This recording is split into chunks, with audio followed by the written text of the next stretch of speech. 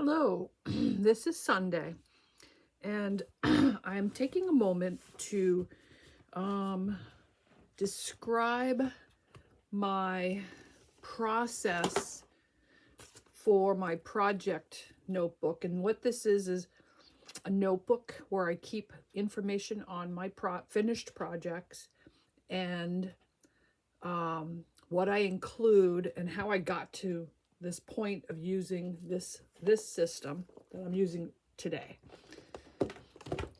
So when I retired, I decided that upon reflection, that I needed to and wanted to record the things that I was making, not only in quilting, but in other areas of my life, like doing things,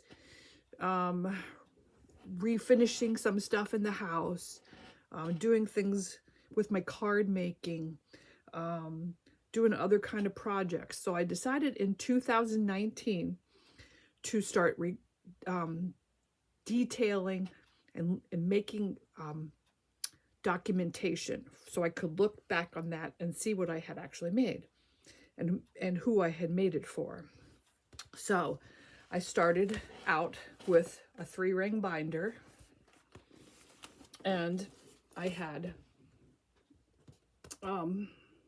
made a database. This was done in Excel, Microsoft Excel, and what I put on here was the date, the project name, and the person that I made it for, and that was and then a description. So I would have that, and then I would have pictures. So for instance, this, and then I would use my printer to print off the page and insert. I'd take pictures with I had a portable digital camera, an ELF, I think it was, and I would use the SD card and download the picture and print it off onto there. Picture quality was not the best. Here was one that I had made for a wedding gift for a friend, and the quilting was done on my friend Edie's long arm. That was back in 2019. I continued doing this, and I would sometimes put this. So this was in 2020. So I started putting some fabric scraps in there too.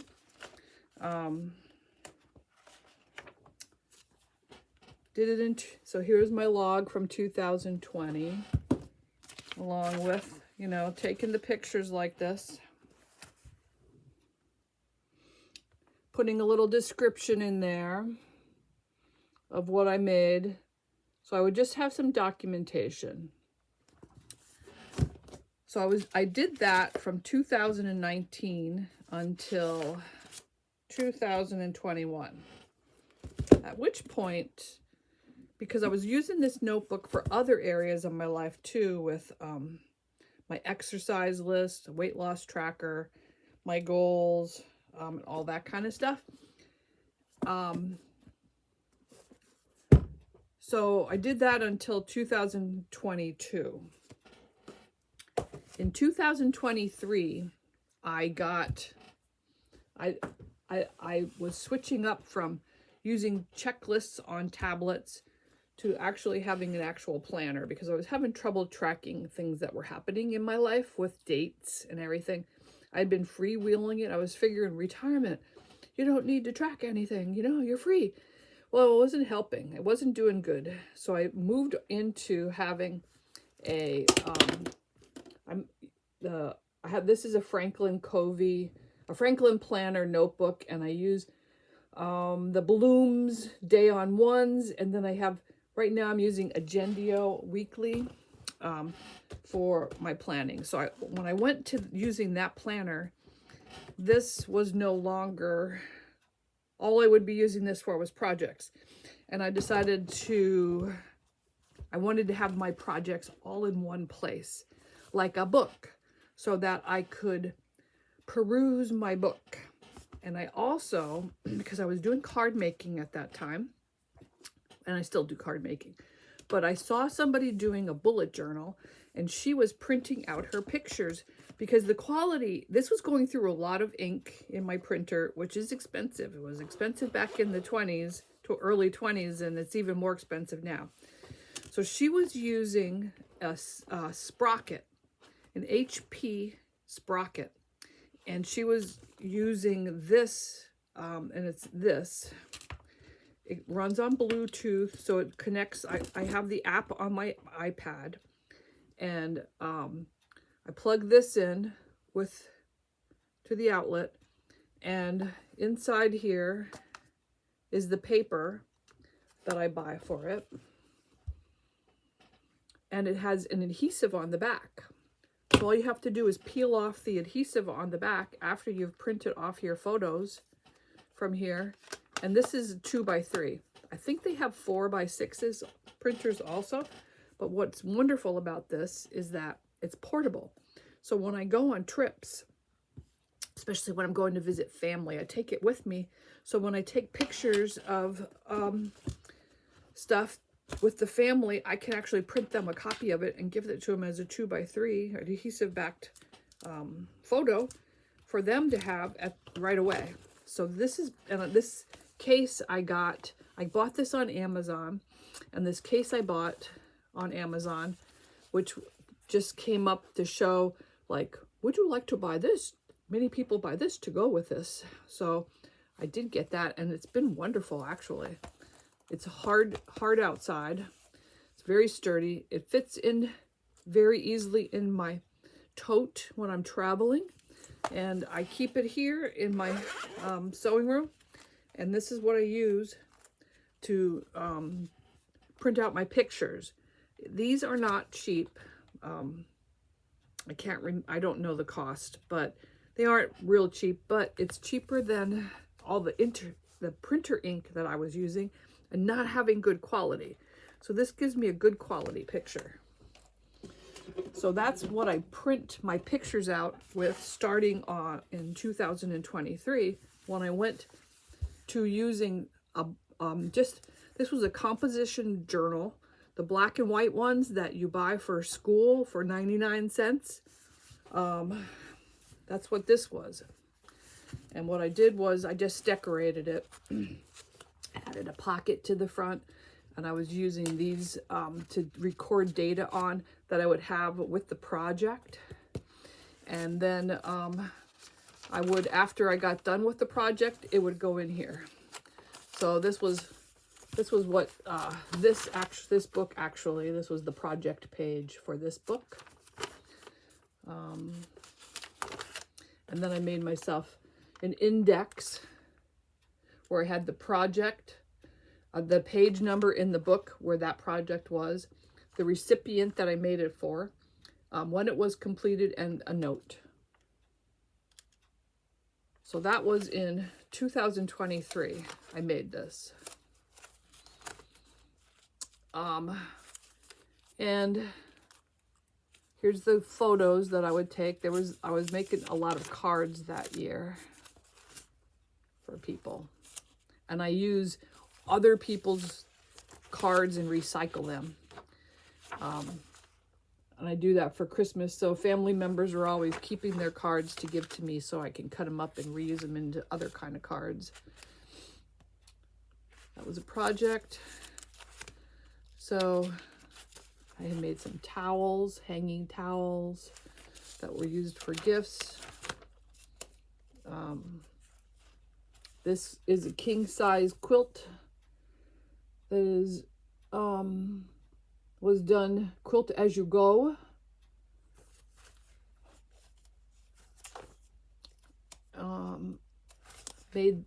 I made some covers and table toppers for my son. So anyway, that was 2023. So I can look through here to see all the things that I made in 2023. But as you know, this gets thick. I noticed that as the year was going on, I wanted to put more additional information in here. and this was getting really thick. So I wanted to put my ribbons from the fair in with whatever I had made.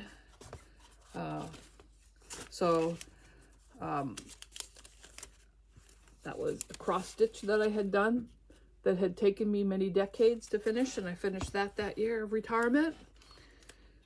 So anyway, instead of making one of these with this kind of a binding, I decided to go to our local discount store and look for wire binding that would give me a little bit more room for what I wanted to add in here. So what I found was this, which has a nice thick wire, and I have this filled up. And what this also had was a calendar it was a calendar in the front, which I added tabs to, and I was gonna pull these out and just toss them, and then I thought, you know what, I think I would like to know like which months I'm working on stuff. So I just started adding in the dates that I would finish projects. I was putting in the date that I started them and the date that I finished them, so that I could look in here and see, you know, how busy a month was at a glance. So I started doing that in 2023. This one's 2024 is when I started adding the calendar part of it. And then I still have an index. And in 2024, I started numbering the projects. So for quilts, it started with a Q. For sewing projects, it started with an S. For paper crafting was PC. For my loom was O for other. So I started using project number. Again, the page number where I have the documentation. The project name, I deleted. I no longer was using recipient because I could put that in the description if I wanted to. So for the index, I just had project number, page number, project name, date started, and date completed for the project, because I wanted to know how long these were taking me to do. And I was still using, then I was using, because I was using the Franklin Planner system, they also had like project sheets that you could get. So I was using project sheets to put on here the various information that I wanted to do. And again, these are the kind of photos that HP Sprocket takes. They're beautiful. I couldn't get this kind of quality with my printer here at home. So I was also experimenting with altering my t-shirts to make them fit better, and be because I had oversized t-shirts that I wanted to make smaller. So this was my project book for 2024. And when I bought this, there was 2 on the shelf, so I actually bought 2. So in 2025, I was using this 2.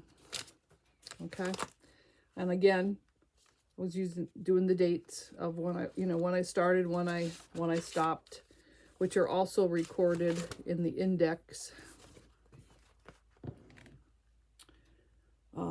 So I had the index, and then I have the page numbers that I can go to see the actual projects and whatever details I wanted to. This was a Kim Deal project that she did with one of her Whatnot 4 books. That was fun. So put some of the details in there. This was the rugs that I was making for the bathroom. And I had my ribbons that I added. So this was, I fixed something for my dad down here that he bothered him. He couldn't see it, but he could feel it. So I fixed that for him when I was in PA. Anyway, so that was last year's project journal. I no longer could find that kind of a notebook. So what I did was on Amazon, I ordered this one. This did not have a calendar in it. So what I did was I bought two, 8.5 by 11 sized calendars for 2026, and then taped the pages into here because this calendar had enough room for what I wanted to write. So this is January, and in the beginning here is where I have my index now, and I just used pen and ruler. I have a label maker that I did for the headings, but those can be written. I have these plastic sleeves are adhesive backed. You just peel off the adhesive and stick it on into there, and you can use it for a pocket for holding things. But this one also has another pocket, so I can put things in there. But what I have in here is the project number, which I've assigned, and then at the end of the year, I can see right away how many projects I did for quilting, how many I did for sewing, because I start with Q, and then I go with the number, which project it is, number 1, 2, 3, 4 onward, and then I use the last number is the year. So now I'm doing 26, and then I have the project name, which is basically a description of the project, and then the start date and the done date.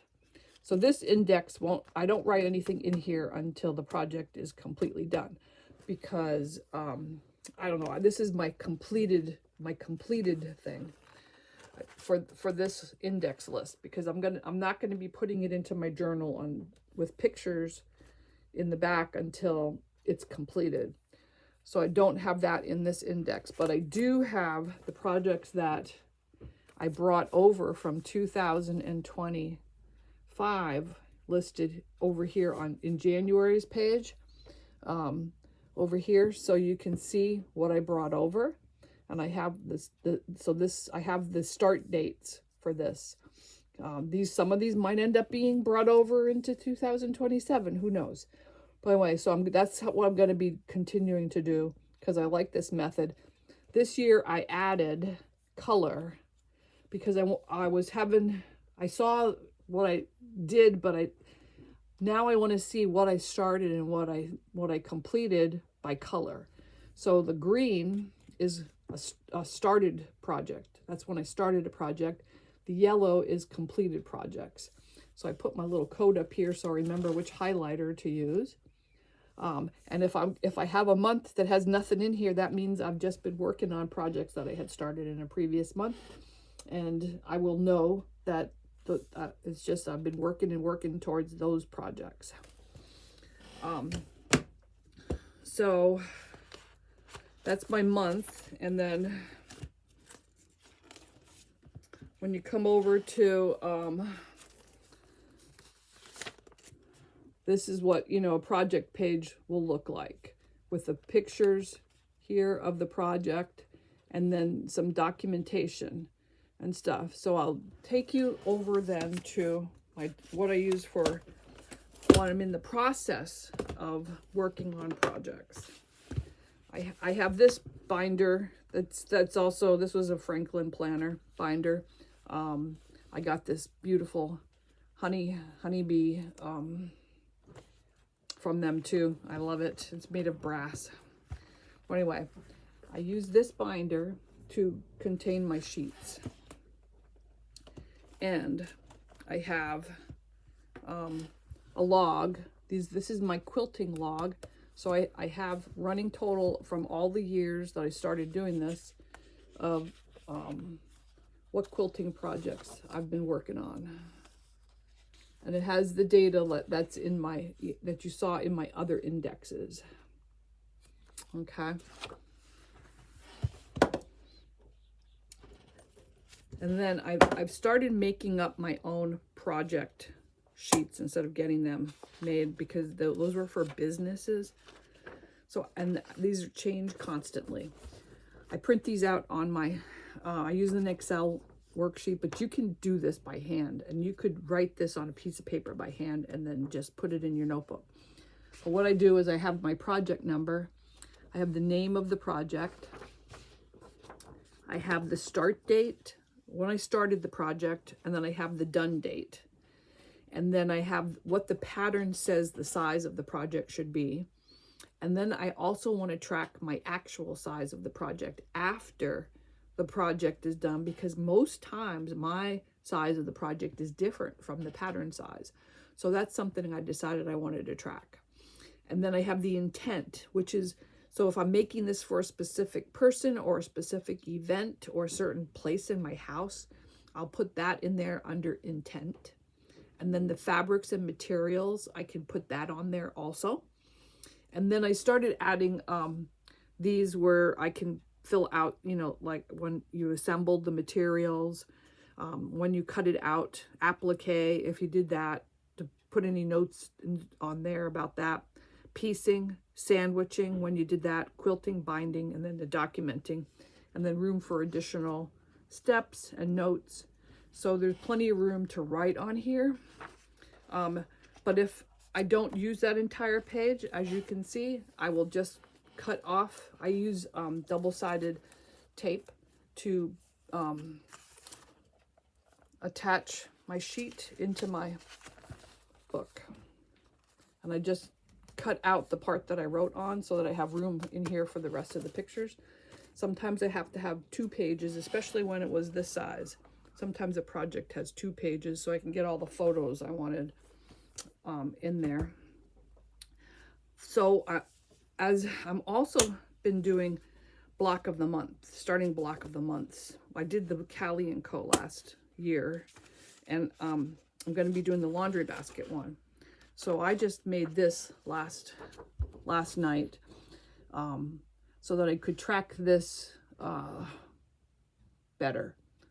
So I have the fabrics that I'm going to be using, which is scraps, and then I put on here progress tracking with notes, because it's going to, the dates that it's going to be released, so that I can go and download those instructions. It doesn't necessarily mean I'm going to work on them right away, but I want to make sure I download the instructions for each month. So I have that on here, and then any additional steps that I want to do on here.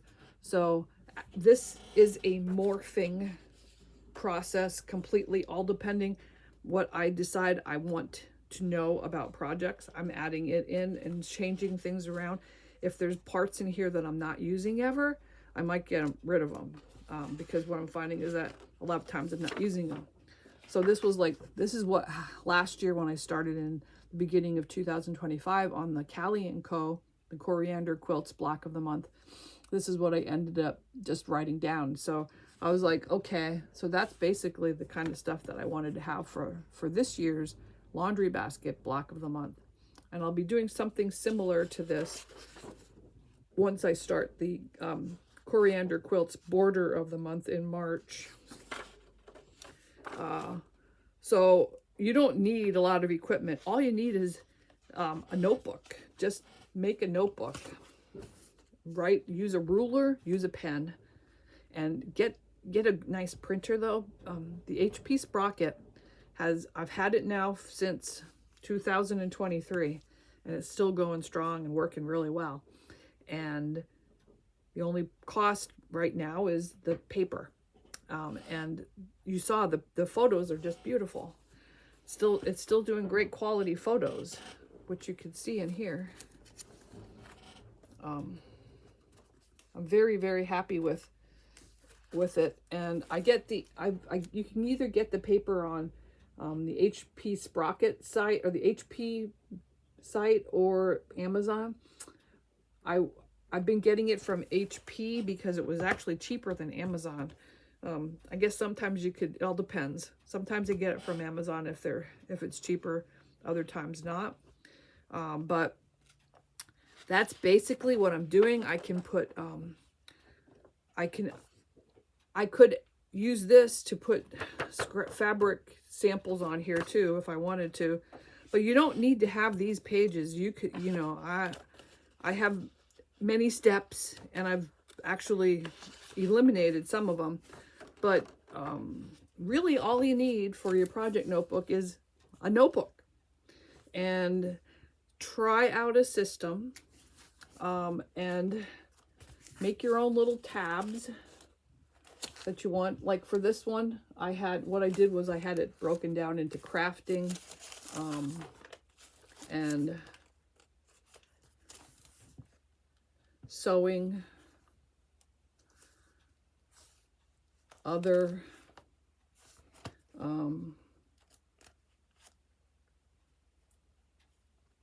and actually I had crafting, sewing, other. I think I had card making, maybe. I don't know. That's all I had. So it wasn't until over the years that I decided I needed to break it out from sewing to quilting and sewing. And other became paper crafting and other, because I had, I wanted to know what I was doing for all of those different categories. But you can do what works for you.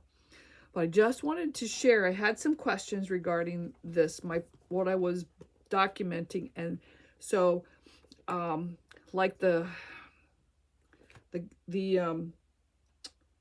cottage twirl, I added in information for how much it shrank after I washed it too. So I had the beginning measurements for the pattern, what the measurements were for the quilt after I got done with it, and then I had more measurements for after I washed it, because that's something that I would want to look back on.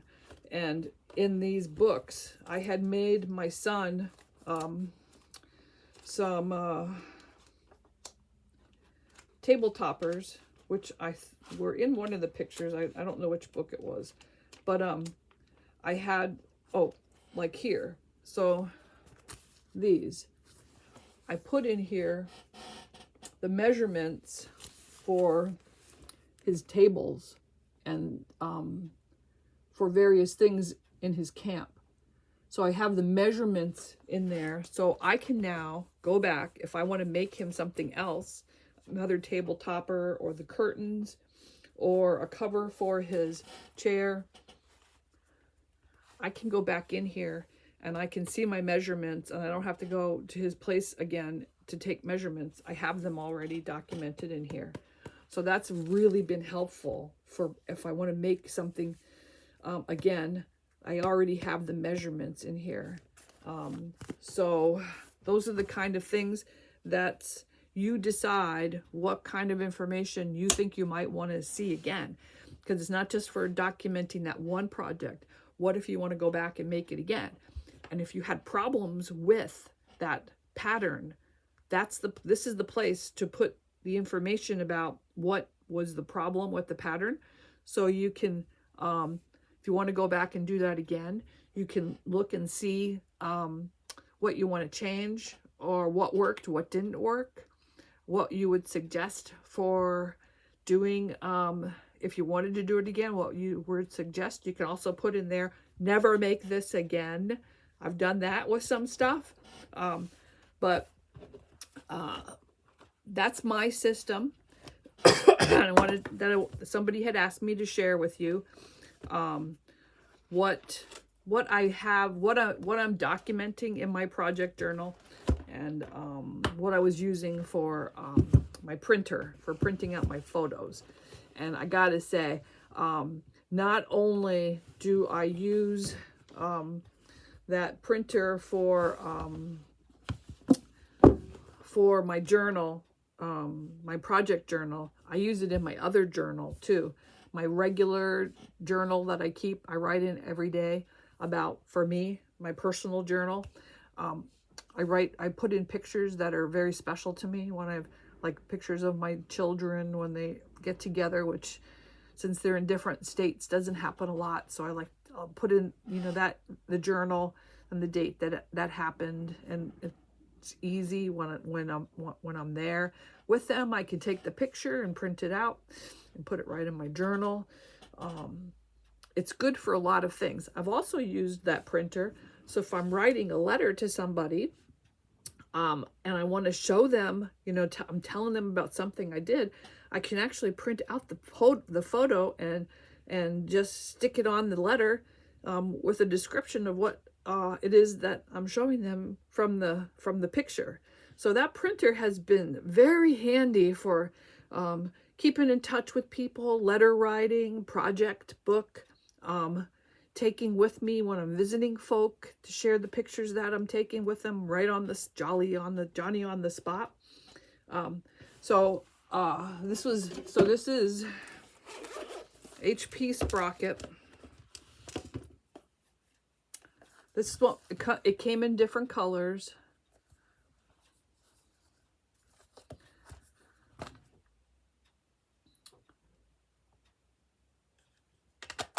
Highly recommend. They might have made improvements even since then, but like I said, this is the packs that you get to 2x3 HP Sprocket. I guess I think this is the 200. I got the 200, HP Sprocket 200. So it works wonderfully.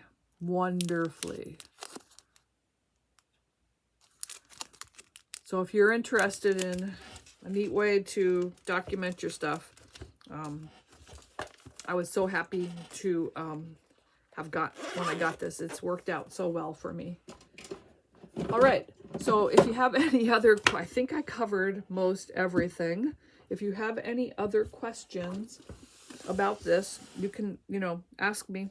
One of the other things I started doing this year was, as you know, I'm doing, I'm assigning myself like eight to 9 projects a month where I'm working on them an hour a week. And I am documenting that I made myself up another, I love lists. Can you tell? Spreadsheets. Oh, I love it. So anyway, I made myself this spreadsheet, and I can track for the week if I made sure I've worked on the project an hour. This doesn't show the hour. It just shows how many times I worked on it, because I have that in my planner, actually. So for this day, for Monday, well, let's go with Wednesday or Thursday. So here's Thursday, and you can see I've assigned Jane Austen an hour and bag making an hour. Now, if I get those done earlier in the week, what I do then is I put a check mark on them with an arrow going backwards, which shows that I did it another day in the week. And then in that day, I'll write down that I did it. I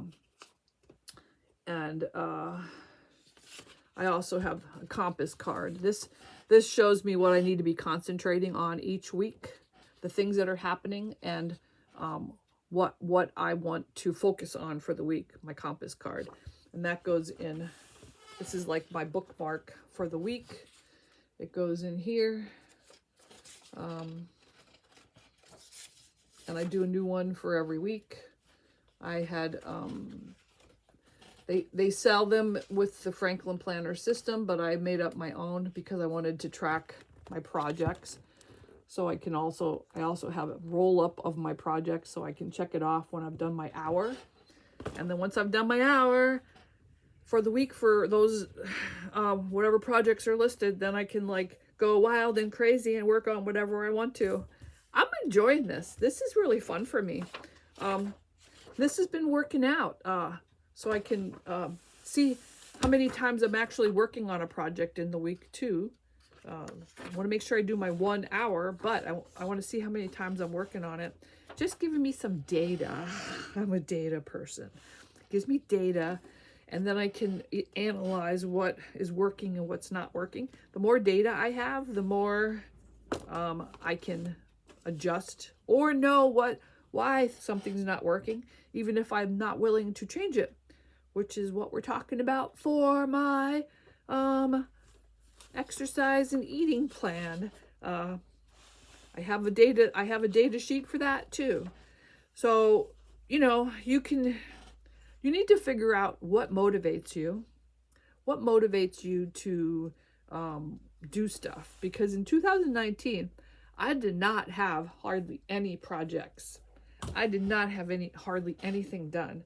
So that I was like, why am I not doing things? And as the years go on, is like I'm analyzing and just like, all right, like what do you want to do, Liz? How do you want what would make you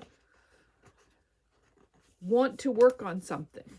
Why aren't you working on something? Because one of the other things I've discovered is that I like to have things cut out and all the parts of it assembled. So right now I have my project bin for the Lori Holt zippy bags, right? I didn't pre-cut the batting that I was going to use, because I wanted to use up the scraps and I wanted to see how they were going to work. However, I'll tell you what, I'm procrastinating on this because I don't have the batting strips cut out for the front, which I have to cut out one for the above the zipper and one for below the zipper. And so what I'm discovering is that what I need to do is I need to cut out as much as possible in projects, especially like the bag making projects for sure. Cut out and assemble beforehand as much as possible, and it keeps my momentum going. So for the UFO quarterly challenge, I did not cut out, I cut out the binding, I think, but I did not assemble it. So that might be something I want to do beforehand, is just get all that binding ready to go so that when I come to that step, I can apply it and not have to assemble it. And for some reason, that's a roadblock in my mind for progressing on a project. So that's what I'm doing last year and this year is as I'm working on projects and I'm like stuttering to a halt or like going slow, really slow. Why am I not having momentum with this? Because I like the project, but what's holding me back? The Slow Stitch Journal, I realized that I needed to design pages ahead of, so I have 2 pages designed now from the one, because that was for some reason intimidating my brain for getting those next pages designed. So I still have 2 more pages that need to be designed for the Slow Stitch Journal. So I'm realizing that before I get to where I'm done with the other ones, I probably should have those pages designed. That's for me. Everybody is different. I need to have, I'm thinking I need to have the projects, when I start a project, I need to have as much prepped as possible beforehand. So that's what I'm going to try and do. So anyway, use this process to figure out what you want to track. Some people might not want to track anything, you don't have to. But if you do, you need to figure out what you want to know about your projects and what you might want to look back on and see if you're analyzing yourself, and what's working and what's not working.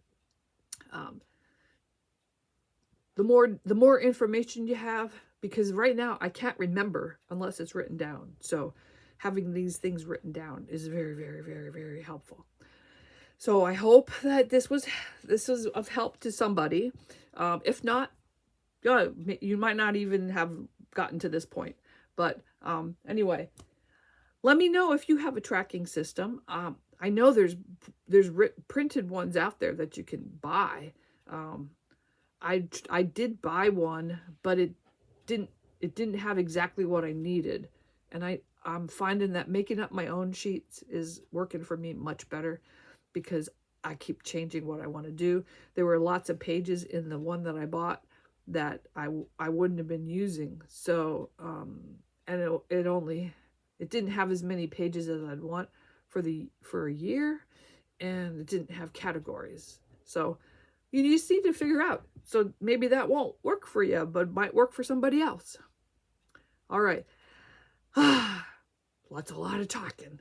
Now I got to go figure out what to do for the rest of the day, like wash dishes. And then I'm going to get back to working on the small project for the Callie and Co. block of the month, the cutoffs that we had from our blocks that we cut off the corners. And she gave us a project to do, which I found a picture somebody else did, and I followed those directions instead.